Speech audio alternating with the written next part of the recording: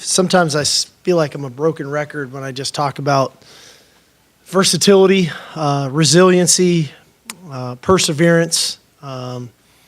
That those are all qualities that championship teams have, and because they find a way to win different ways, and they find a way to win games at critical moments, and they can make plays at critical moments. And so for our guys today, just felt like another example of that.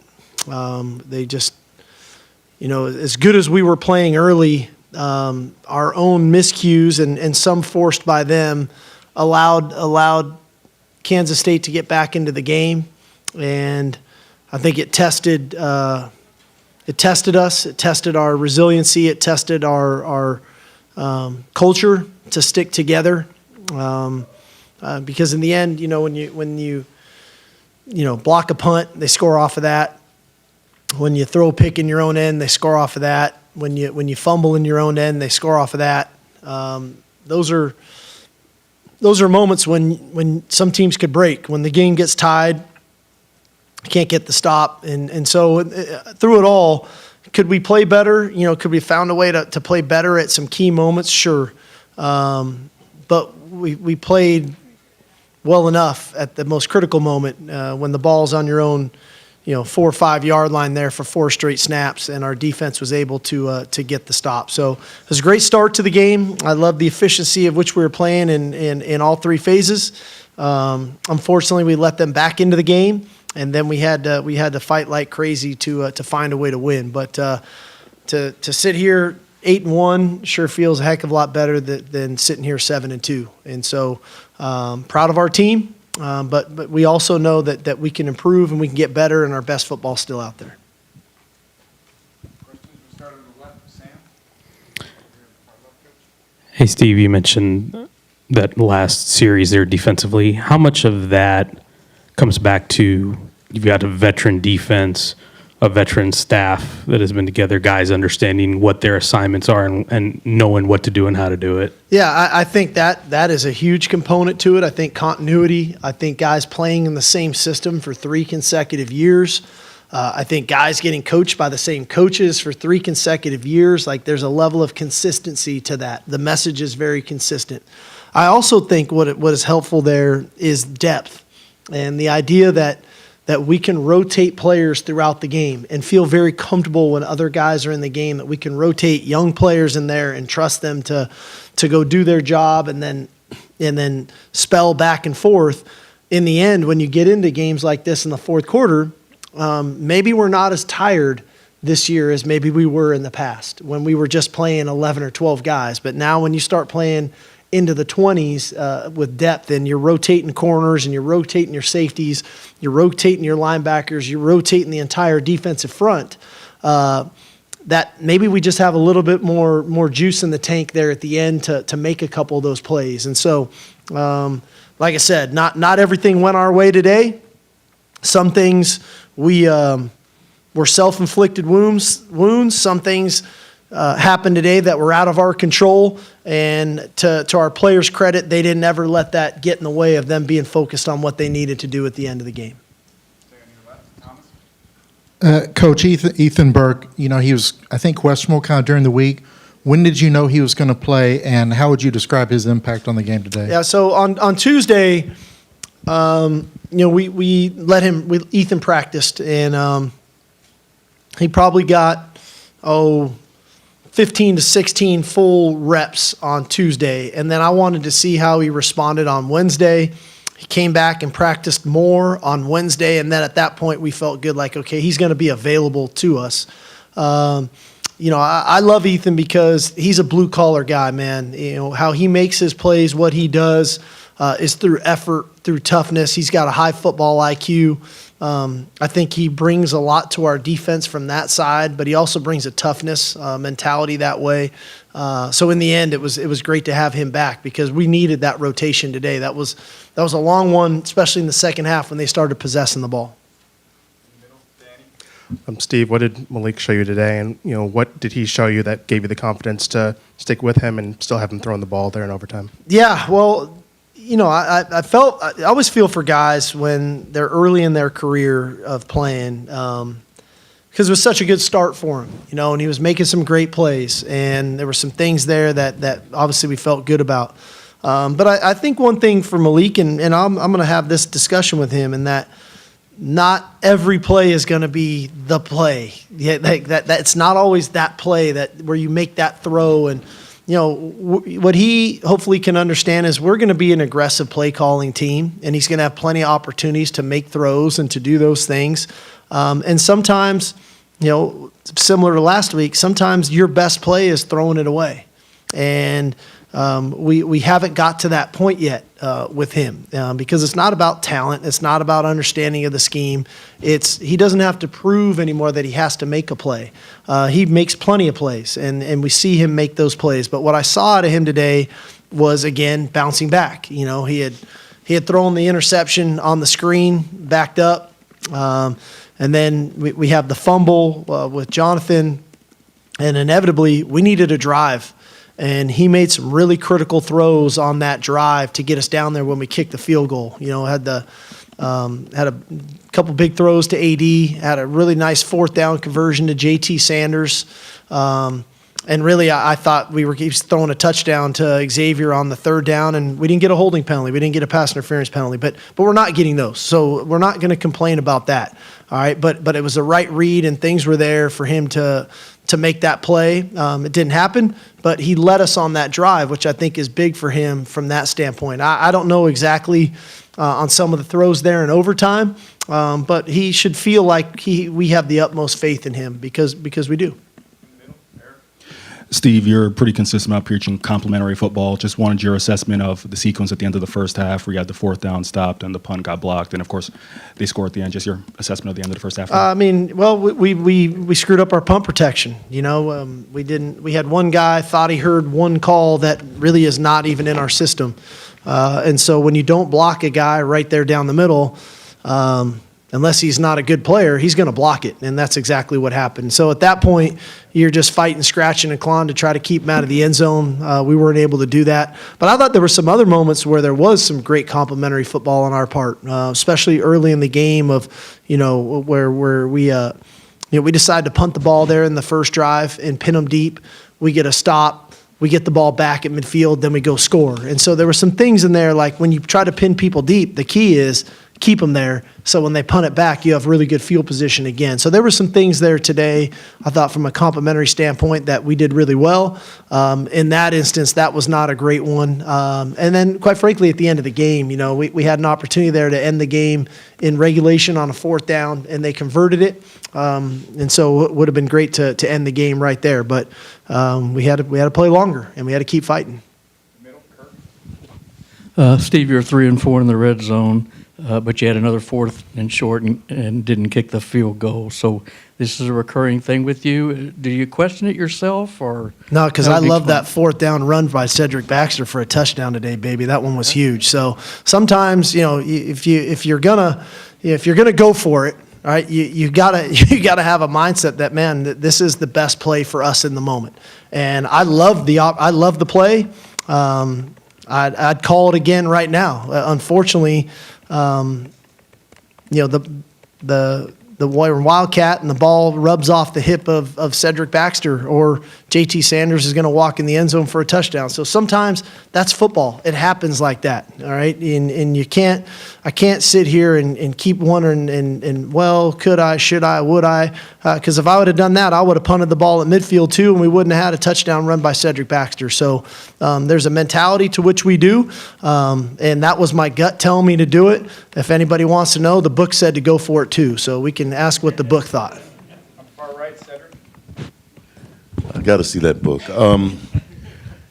Steve, even when he was struggling, you still were throwing the ball with Malik, just like in Houston. What does that say about your confidence in him, and does he realize that you're putting him in the positions? Well, I hope so. Because what I know is this: we're not going to be able to win the rest of the games on our schedule if we don't throw a pass, right? And so we're going to have to.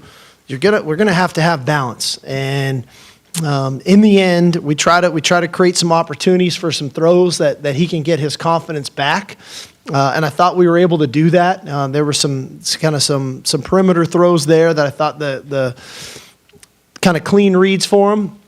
And then that allowed him to ultimately feel comfortable on fourth down to find JT over the middle when it wasn't as clean of a read, but he was able to kind of get his rhythm back. So, I wouldn't have anybody out there if I didn't think they were good enough to help us win. And Malik is good enough to help us win. But again, there's things in there that hopefully we can grow from in this game that he can continue to improve because, like I said, when he's hot, he's great. The key is not every throw is going to go for that big explosive touchdown play. Sometimes it's okay to check it down. Sometimes it's okay to throw it away. It's okay to punt, right? That's fine. But that's our job as coaches to try to get them to that point. Congrats on the win, Coach. How's your heart rate, first off? I'm good now. All right, sounds good. One of the biggest words that you love to use is consistency. So how great is it to have a kicker like Bert that's so Yeah. consistent? Awesome. Bert, we've got a lot of faith in. And, one thing I try to do as a coach is let our players know I believe in them. And I wouldn't tell them I believed them if I didn't. And I think Bert is a prime example of that. Sometimes early in the year you miss a couple kicks here and there, but I know what he's capable of. And so the fact that he was able to now find his rhythm here the last few ball games and make some really big kicks for us is going to be huge for us moving forward. And so we're fortunate. I thought, kickoff wise, Will Stone was tremendous again today.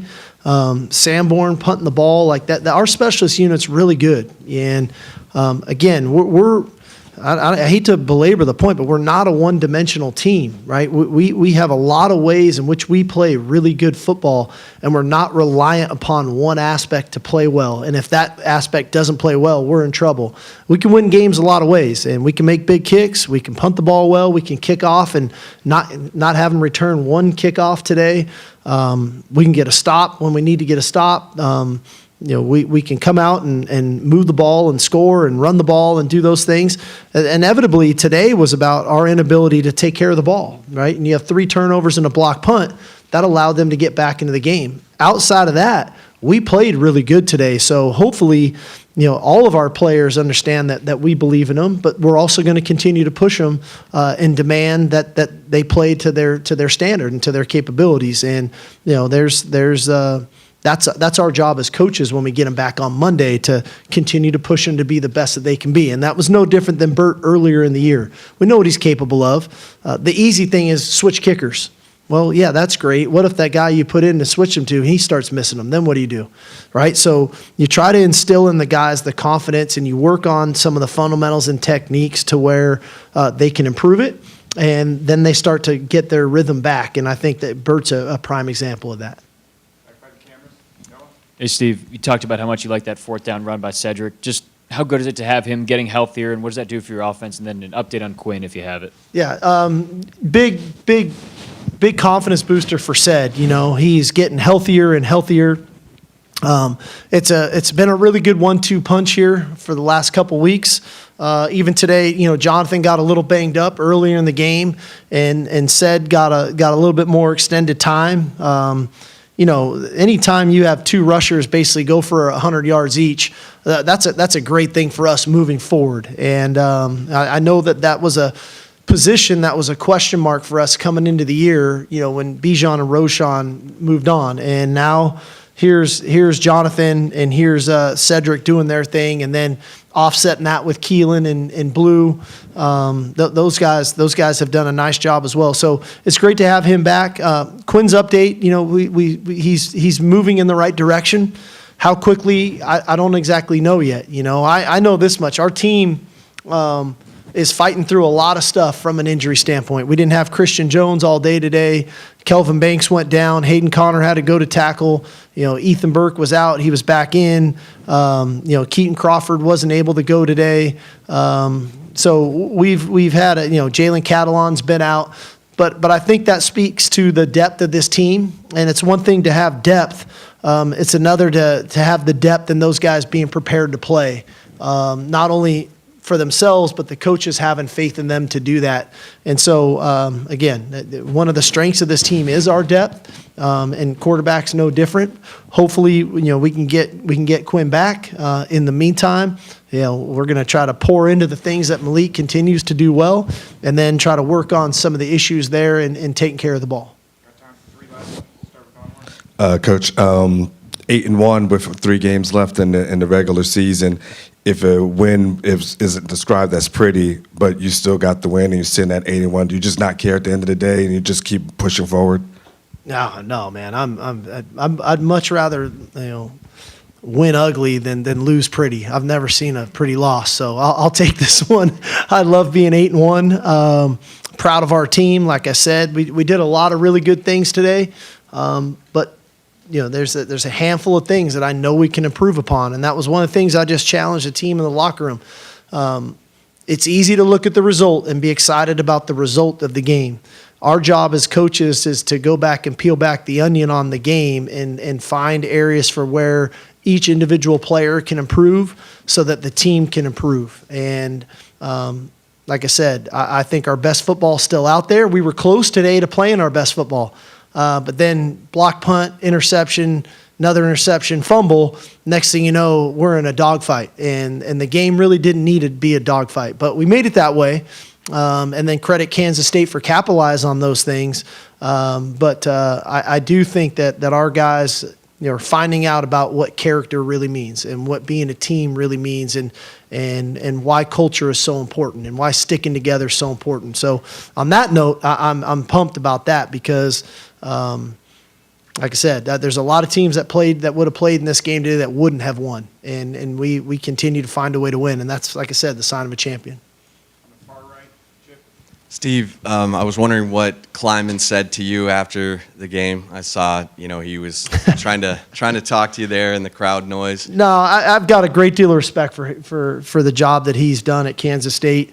We've been in some great battles. My 3 years as the coach, every one of them has come down to the final possession.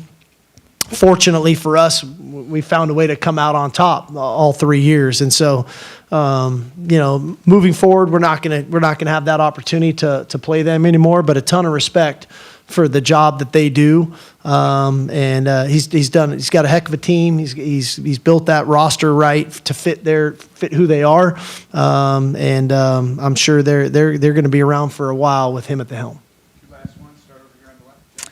Sark, the final play of the game, that 4th down stop in overtime, what's going through your mind right before that ball is snapped, and what did you see on that play? Well, when they decided to go for it, the couple things that go through my mind are, one, them spreading us out, and my concern was the quarterback run. Their quarterbacks had ran the ball so well leading up to the game, and I thought we defended it really well. They tried it a few times. It wasn't really there. My concern was that we'd get spread out, and then I wanted to make sure that we had really good rush lanes, because if they did throw a pass and then we started to get deployed covering people, that if Howard would have tucked it and ran, it could have gotten scary. And he started making some plays later in the game, extending the play. And so I was hopeful we could generate a rush, but still maintain our pass rush lanes, which is what we're able to do. Last one to your right, Leah. Kind of building off that, you've emphasized for the better part of the season the turnover game and also the pass rush. What do you think was key to unlocking both elements of your defense today? Well, I think it's in sport, as you do something well, and then you do it well again, and then again, you start to build confidence. And with confidence, you start to play a little bit more free. And I thought our pass rushers today rushed. They felt comfortable rushing when they got their opportunities. And I think in coverage, we've continued to build confidence, staying sticky in coverage. Mookie Taft, 3 straight weeks, man, what an interception he had today.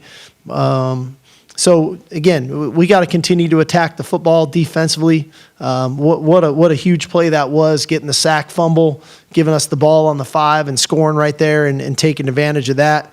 But I do think that those two things are tied together, and they got to both have responsibility. We want to play tight in coverage. Well, we got to have the ability to get home, right? If we want to get home, we got to be tight in coverage, right? Those two things have to be, on the same string. And I think that with confidence as the years gone on that we're able to do that, then at the critical moments, then guys can really go cut it loose like they're able to at the end of the game.